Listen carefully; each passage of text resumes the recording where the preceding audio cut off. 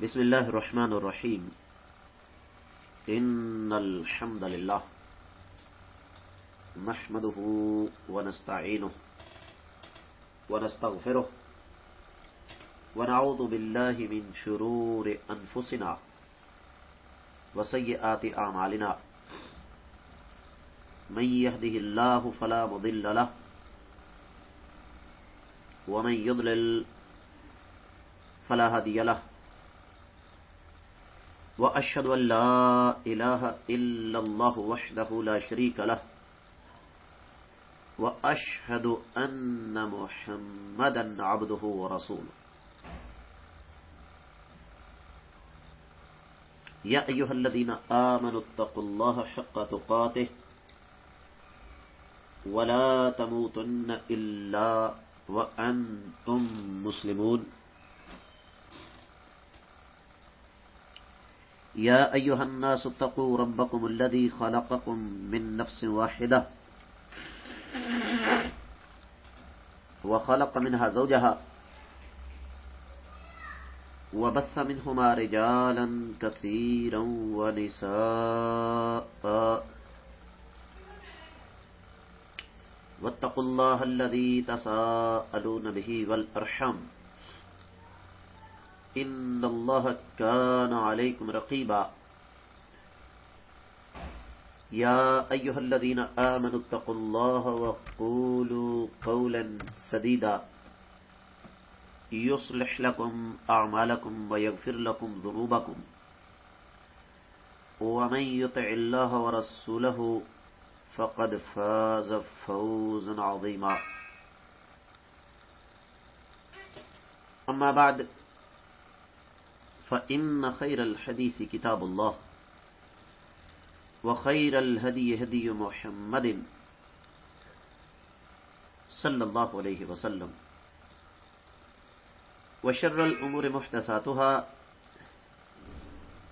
وكل محدثة بدعة وكل بدعة ضلالة وكل ضلالة في النار. قال الله عز وجل بعد أعوذ بالله السميع العليم من الشيطان الرجيم فإذا بلغن أجلهن فلا جناح عليكم فيما فعلن في أنفسهن بالمعروف والله بما تعملون خبير. معزز سامعین، اللہ رب العزت کی توفیق اور رب کائنات کے فضل و کرم سے آج بدھ کا دن ہے، جمادی الثانی 1437 ہجری کی 6 جبکہ مارچ 2016 عیسوی کی 16 تاریخ پر ہمارے سبق کا موضوع رب کائنات کی پاکیزہ اور مقدس کتاب قرآن مجید، دوسرا پارہ، سورۃ البقرہ اور سورۃ البقرہ کی آیت نمبر 234 کا آخری حصہ.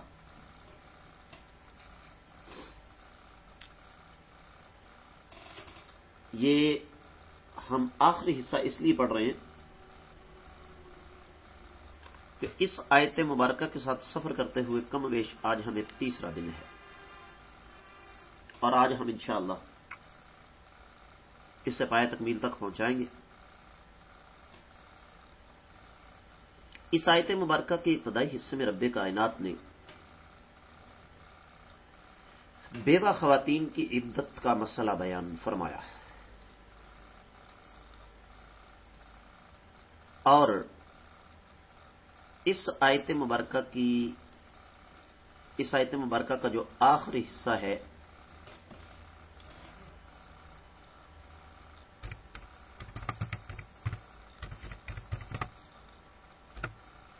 اس میں اللہ رب العزت نے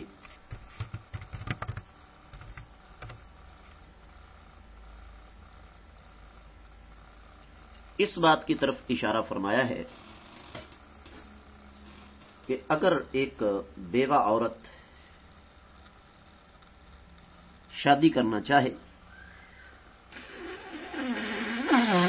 تو کسی کو نہ صرف یہ کہ یہ اختیار نہیں ہے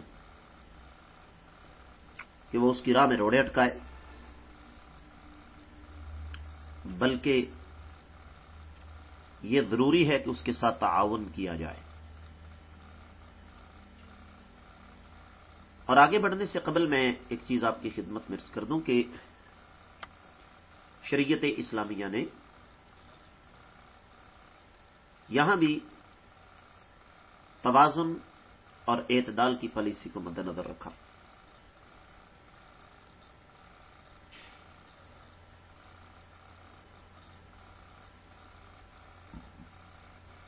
اور وہ معزز سامعین پالیسی کیا ہے کہ آپ سب سے پہلے تو یہ سمجھے کہ نکاح کی 4 شرطیں ہیں۔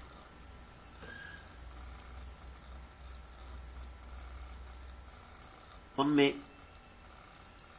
ایجاب و قبول، یعنی لڑکے اور لڑکی کی مکمل رضامندی۔ نمبر 2 حق مہر۔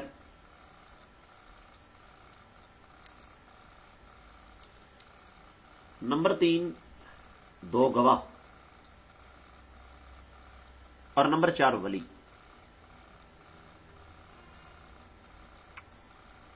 اب ہمارے ہاں سامعین 2 طبقے ہیں۔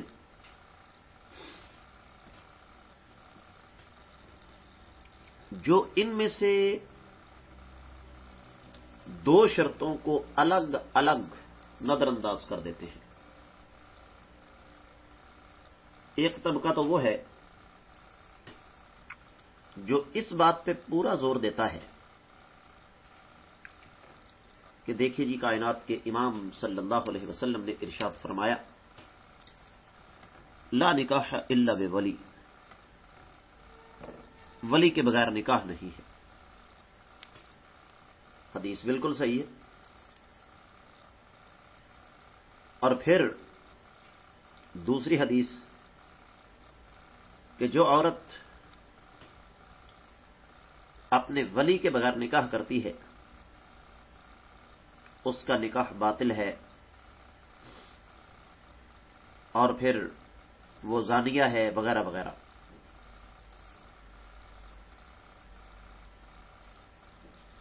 تو معزز سامعین،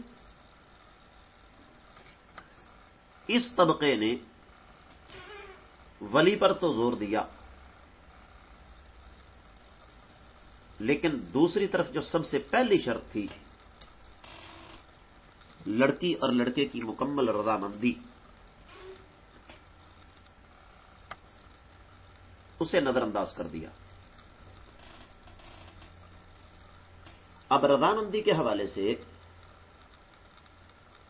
ہو سکتا ہے آپ سامعین میں سے بعض لوگ یہ سوچ رہے ہیں کہ یہ دیکھیے، لڑکی کا اپنی مرضی سے نکاح نامے پہ سائن کر دینا اس کی رضامندی نہیں تو اور کیا ہے۔ معزز سامعین، لڑکی کی رضامندی کا مطلب یہ نہیں ہوتا جو ہم لیتے ہیں۔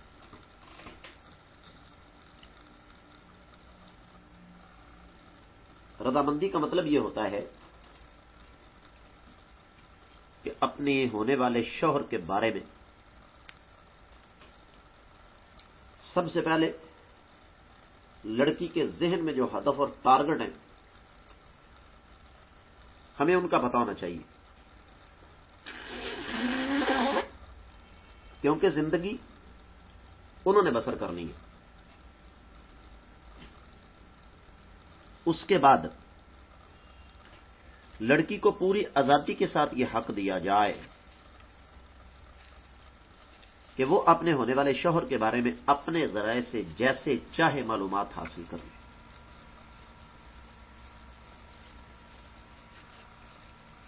یہ میں جو کچھ آپ کی خدمت میں عرض کر رہا ہوں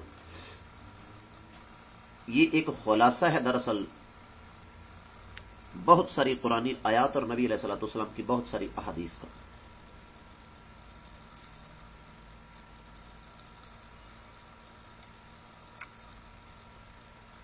اور اس کے بعد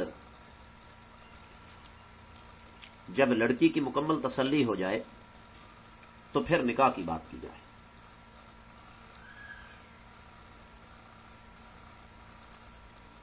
میں نے لکھا ایک جگہ، یہ جو ہمارے ہاں بعض لوگ کہتے ہیں نا، او جی ہم نے لڑکی سے اجازت لی ہوئی ہے،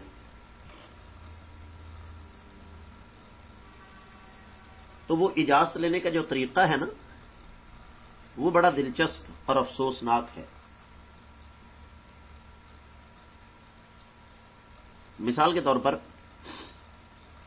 ہمارا اجازت لینے کا طریقہ کربلا کیا ہوتا ہے سمجھ کہ بیٹا ہم نے فلاں جگہ تمہاری شادی طے کر دی ہے. توجہ کیجیے گا ذرا، طے کرنے کے بعد آخر لڑکی سے بات ہو رہی ہے. لوگ بڑے اچھے ہیں، بڑا اونچا خاندان ہے، مال و دولت کی کمی نہیں، اور لڑکا بھی برا نہیں. گویا کہ سب سے پہلے لوگ، خاندان، مال و دولت، اور اس کے بعد چوتھے نمبر پر لڑکا جس کی سب سے زیادہ اہمیت ہے. لڑکا بھی برا نہیں. تو ویسے تو ہمیں یقین ہے کہ تم انکار کر کے ہماری ناک نہیں کٹواؤ گی، لیکن پھر بھی تم سے پوچھ لینا زیادہ بہتر تھا. بتاؤ کیا تمہاری طرف سے اجازت ہے؟ معزز سامعین، اپنی ایمانداری سے بتائیے کہ یہاں لڑکی بیچاری کیا کرے. یہ جو الفاظ، یہ جو چند جملے میں نے آپ کے سامنے رکھے، ان کو آپ کیا کہیں گے؟ یہ اجازت ہے یا کہ وہی معاملہ ہے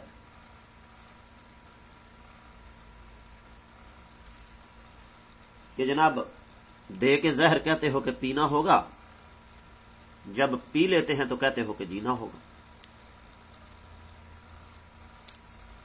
تو میں چونکہ بذات خود بہنوں کا بھائی ہوں، بیٹیوں کا باپ ہوں، اور ویسے بھی امت مسلمہ کی ساری بیٹیاں وہ میری بیٹیاں ہیں، تو اس لیے اس مناسبت سے میں یہاں یہ ضرور وضاحت کرنا چاہوں گا کہ لا نکاح الا بے ولی پر زور ضرور دو،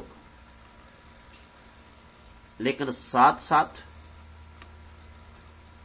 قرآن کے اس فرمان کو بھی سامنے رکھو، ولا جناح علیکم فی ما فعلن فی انفسہن بالمعروف.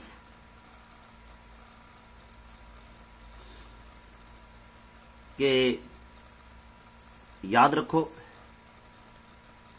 تم پر کوئی گناہ نہیں ہے اگر وہ اچھے طریقے سے اپنے بارے میں کوئی بہتر فیصلہ کر سکتی ہیں. ہم اس معاشرے میں رہتے ہیں جہاں محض اس وجہ سے لڑکی کو قتل کر دیا جاتا ہے کہ اس کی زبان سے فلاں غیر مرد کا نام کیوں نکلا. یہ شریعت کا مزاج نہیں ہے معزز سامعین.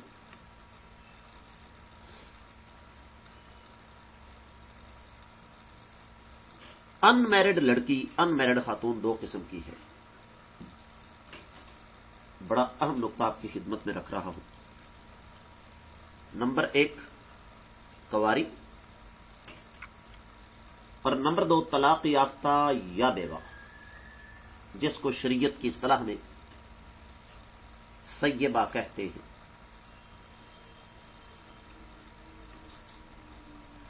اور چونکہ آپ سامعین ماشاءاللہ کافی عرصے سے میرے ساتھ ہیں، اس لیے میں آئندہ اس کے لیے طیبہ کا لفظ استعمال کروں گا، کم از کم آج کے سبق میں۔ یہاں یہ بات ذہن میں رکھیے گا کہ کنواری لڑکی جو ہے اس کے نکاح کے سلسلے میں شریعت نے آدھے اختیارات لڑکی کو دیے ہیں، آدھے اس کے ولی کو دیے ہیں۔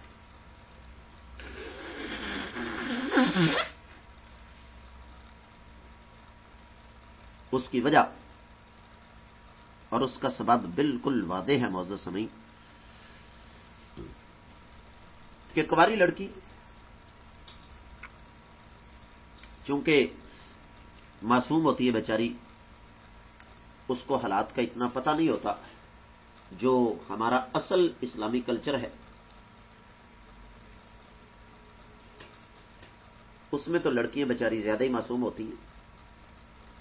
میں آج کی بات کرتا ہوں، میری ایک اسٹوڈنٹ ہے، 5 بھائیوں کی اکیلی بہن، ایم اے اسلامیت کی تیاری کی اس نے میرے پاس، اور دلچسپ بات یہ ہے کہ زندگی میں آج تک وہ اکیلی گھر سے باہر نہیں نکلی، اور اپنے بھائیوں کے علاوہ اس نے سمجھ کسی عزیز رشتہ دار کی شادی میں شرکت بھی نہیں کی ہے۔ یہ آپ کے لیے بڑی عجیب و غریب سی بات ہے۔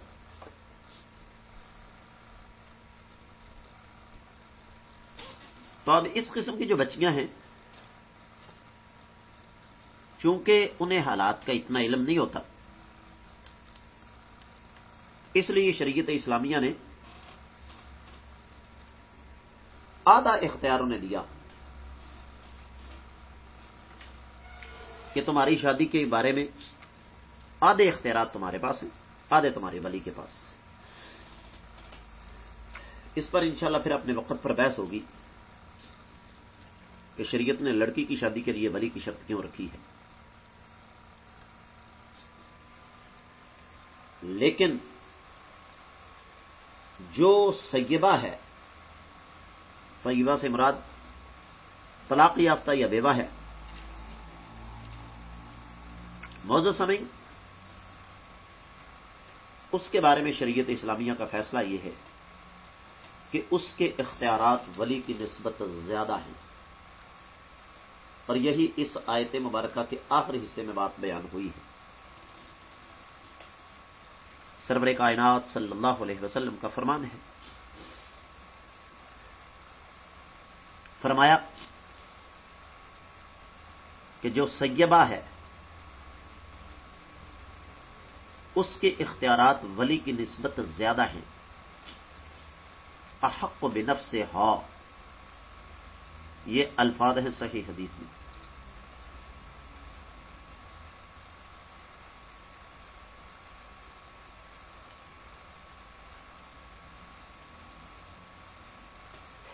اور سامعین،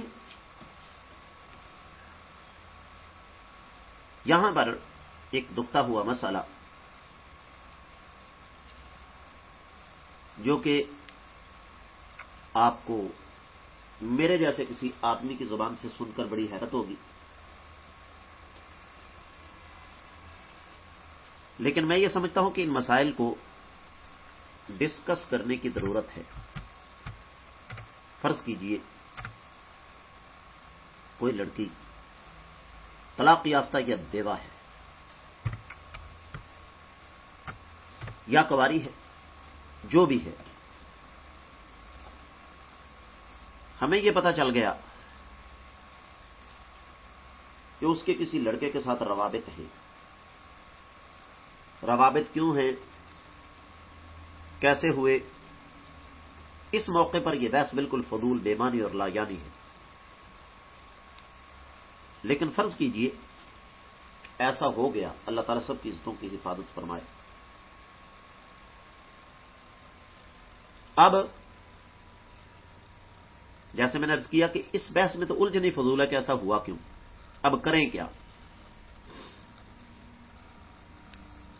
یہ سوال ہے۔ جیسے میں نے آپ کی خدمت میں عرض کیا کہ دین کے سٹیج سے اس قسم کے مسائل کا حل ہونا چاہیے، لیکن ہوتا نہیں۔ عام طور پر ہم لوگ اس موقع پر شدید غصے میں آ کے 2-3 کام کرتے ہیں۔ نمبر 1، لڑکی پر پابندیاں لگا دی جاتی ہیں، اور یہ بات میں اور آپ اچھی طرح جانتے ہیں کہ انسانوں کو پابند نہیں کیا جا سکتا۔ جلد یا بدیر کوئی نہ کوئی راستہ ایسا نکلے گا کہ اس کے رابطے دوبارہ بحال ہو جائیں۔ نمبر 2، لڑکی کی جلد از جلد کسی دوسری جگہ شادی کر دی جاتی ہے، جو کہ کسی بھی لحاظ سے مناسب حل نہیں ہے، اور اس کا ثبوت روزانہ کی خبروں میں موجود ہے جو ہم سنتے ہیں۔ تیسرا حل یہ ہے کہ ہم اس کو قتل کر دیتے ہیں، یہ بھی کوئی حل نہیں۔ اس کی وجہ وہ تو ہمارے لیے اسی دن مر گئی جس دن اس نے خاندانی وقار کو خاک میں ملا کر غیر مرد کے ساتھ رابطہ کر لیا۔ اب اس کو مار کے خود پھانسی پہ چڑھ جانا یہ کوئی عقل مندی نہیں۔ سوال پھر اپنی جگہ قائم ہے کہ کریں کیا؟ بڑا سیدھا سا راستہ ہے۔ سب سے پہلے تو اپنے آپ کو سمجھائیں کہ اس معاملے میں جوش اور غصہ نقصان دہ ہے۔ آپ ایک ایسے بم کے اوپر بیٹھے ہوئے ہیں جس کے فیتے کو آگ لگ چکی ہے۔ ذرا سی بے احتیاطی ایسے دھماکے پر منتج ہوگی کہ ہر چیز تباہ ہو جائے گی۔ تو سب سے پہلے اپنے آپ کو سمجھائیں کہ معاملے کا ٹھنڈے دل سے لیں۔ نمبر 2، اس لڑکے کا جائزہ لیں۔ گھر بیٹھے فیصلہ کرنا مناسب نہیں۔ طے شدہ بات ہے اس کی شخصیت، اس کے کردار، اس کے اخلاق میں 1,500 خامی ہوگی، کیونکہ شریف لڑکے تو ایسا کام کرتے ہی نہیں، لیکن اس کے باوجود جائزہ لینا ضروری ہے۔ اس کے بعد بچی کو بٹھائیں اور بٹھا کر سمجھائیں کہ پتہ تو ہمیں چل گیا ہے۔ اور میں آپ کو بتا دوں کہ میں نے ذاتی طور پر بہت سارے ایسے کیسز دیکھے جس میں بچیاں ملوث تھیں، اور وہ لڑکے باقاعدہ شادی شدہ تھے، 2 بچوں کے باپ تھے۔ صرف مزہ لینے کے لیے وہ ٹیلی فونوں پر رابطے رکھتے تھے۔ کیونکہ معاشرے میں رہتا ہوں، لوگ میرے پاس ایسے مسائل لے کر آتے رہتے ہیں۔ اس کے بعد بچی کو بٹھا کر بتا دیں کہ ہمیں یہ پتہ چل گیا ہے کہ تمہارا فلاں لڑکے کے ساتھ رابطہ ہے، 1 2 3 4 5 6 7 8 9 10، یہ خامیاں ہیں اس لڑکے میں، لہذا ہم تمہاری اس لڑکے کے ساتھ شادی پر رضامند نہیں، لیکن اگر تمہارا اصرار ہے تو ہم نہ صرف یہ کہ تمہاری راہ میں رکاوٹ نہیں بنیں گے، بلکہ تمہاری شادی خود اس کے ساتھ کریں گے، لیکن شرط ایک ہے کہ یہاں سے رخصت ہونے کے بعد ہم تمہارے لیے اور تم ہمارے لیے مستقل طور پر فار ایور مر جاؤ گے، اور مردے کبھی زندہ نہیں ہوا کرتے۔ اور یہ بات صرف فکری نظری اور زبانی کلامی نہ کریں، بلکہ اس بات کا تہیہ کریں کہ ہم نے اس پر عمل بھی کرنا ہے۔ اور اس کے بعد لڑکی کو سوچنے کے لیے ہفتہ 2 ہفتے، مہینہ 2 مہینے کا ٹائم دے دیں، اور اس دوران اس پر پابندی نہ لگائیں کہ وہ اس لڑکے سے ملے نہیں، رابطے نہ کریں، بلکہ ہونے چاہیے۔ تجربہ یہ بتاتا ہے کہ 90% سے زیادہ لڑکے یہ بات سن کر ویسے ہی بھاگ جاتے ہیں، وہ عشق کا بھوت فٹافٹ اتر جاتا ہے۔ سمجھ آ گئی نا؟ اور بفرض محال اگر کوئی 2 4 10% رک بھی جائیں تو پھر اس بات کی پرواہ نہ کریں کہ بعد میں ان کا کیا ہوگا، جو ہوتا ہے ہونے دیں۔ لیکن اپنے فیصلے پر ڈٹے رہیں. کیا ہوگا 2 4 10 مہینے کے بعد یہ شادی ناکام ہو جائے گی. اب لڑکی اگر آپ سے ملنے کی کوشش بھی کرے, آنے کی کوشش بھی کرے, تو ڈٹ جائیں. دنیا ادھر کی ادھر ہو جائے, اس کو کسی شکل میں قبول نہ کریں. اس کا فائدہ کیا ہوگا کہ ارد گرد 50 لڑکیوں کو دیکھ کر عبرت حاصل ہو جائے گی کہ اگر ہم نے ایسا کام کیا تو ہمارا حال بھی یہی ہوگا. اور اگر ہم نے اس لڑکی کو گلے لگا لیا تو ہم نے معاشرے کو ایک فتنے کا راستہ کھول کر لڑکیوں کو گھروں سے فرار ہونے کا موقع دے دیا کہ خیر ہے, منہ کالا کر کے آ جاؤ, جس طرح اس لڑکی کو قبول کر لیا گیا ہے اسے بھی کر لیا جائے گا. تو یہ ایک ضمناً مسئلہ آ گیا تھا. اصل بات میں یہ کر رہا تھا کہ معزز سامعین, اس آیت مبارکہ کی روشنی میں کوئی خاتون اگر بیوہ ہو جاتی ہے تو اسلامی کلچر یہ ہے اس کی جلد از جلد شادی کر دی جائے. اگلی آیت مبارکہ میں اس بات کی وضاحت ہوگی. عرب کا کلچر یہ تھا, اب بھی ہے, کہ اگر کسی خاتون کو طلاق ہو جاتی یا وہ بیوہ ہو جاتی تو بڑی شدت کے ساتھ اس بات کا انتظار کیا جاتا کہ کب اس کی عدت ختم اور کب ہم اس کو اپنے نکاح میں لیں. اس کی وجہ یہ ہے کہ بیوگی تو خیر اللہ تعالیٰ کا فیصلہ ہوتا ہے. طلاق میں یہ کوئی ضروری نہیں ہے کہ 100% عورت کا ہی قصور ہو. یہ بات ذہن میں رکھیے گا. کہنے کو تو آپ کو پاکستان میں کوئی بندہ جھوٹا ملے گا ہی نہیں. ہر آدمی یہی کہے گا کہ میں سچا ہوں, میں صحیح ہوں, دوسرا جھوٹا ہے, دوسرا غلط ہے. لیکن حقائق کیا ہے یہ بات میں اور آپ اچھی طرح جانتے. اور ایک اور اصول یہاں پر ذہن میں رکھیے گا کہ معزز سامعین, ہم مرد دودھ کے دھلے نہیں ہیں, لیکن کسی لڑکی یا کسی عورت کا ان میرڈ رہنا, غیر شادی شدہ رہنا, چاہے وہ طلاق یافتہ ہو یا بیوہ ہو, اور خاص طور پر طلاق یافتہ یا بیوہ کا شادی کے بغیر رہنا, وہ مردوں کی نسبت کہیں زیادہ خطرناک ہے. آپ یہ دیکھیں کہ کائنات کے امام صلی اللہ علیہ وسلم کا اسوہ کیا ہے. نبی کریم صلی اللہ علیہ وسلم نے اپنی سب سے پہلی شادی اس خاتون کے ساتھ کی جو کائنات کے امام صلی اللہ علیہ وسلم سے 15 سال بڑی تھی. اور یہ تو آج کے ماڈریٹ مشرقی طوطے کالے انگریز بکواس کرتے ہیں نا, وہ 40 سال کے بعد عورت جو ہے وہ بچوں کی پیدائش کی قابل نہیں رہتی, اور اگر وہ یہ رسک لے بھی اس کی جان کو خطرہ ہوتا ہے. میرا سوال یہ ہے کہ ما سوائے سیدنا ابراہیم رضی اللہ تعالیٰ عنہ نبی علیہ الصلوۃ والسلام کی ساری کی ساری اولاد کس سے پیدا ہوئی ہے؟ سیدہ خدیجہ رضی اللہ تعالیٰ عنہ سے. 3 بیٹیاں, تینوں بیٹے, 4 سامعین, نبی علیہ الصلوۃ والسلام کی 3 بیٹیاں اور 2 بیٹے. ٹھیک ہے, زینب, رقیہ, ام کلثوم اور فاطمہ, 4 بیٹیاں. اور نبی علیہ الصلوۃ والسلام کے 2 بیٹے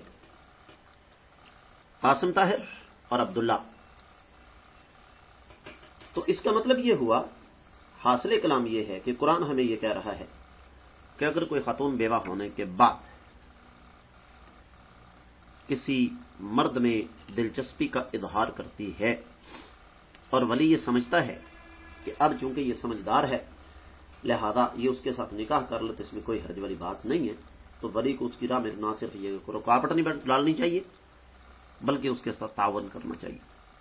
تو میں امید کرتا ہوں کہ اس آیت مبارکہ کے آخر میں جو مسئلہ بیان ہوا ہے وہ آپ کو اچھی طرح سمجھ آ گیا ہوگا. اللہ تعالیٰ سے دعا ہے کہ اللہ تعالیٰ ہمیں سمجھ کر عمل کرنے کی توفیق عطا فرمائے اور اپنی بیٹیوں کو ان کا صحیح حق دینے کی توفیق عطا فرمائے. اقول قولی ھذا وآخر دعوانا ان الحمد للہ رب العالمین.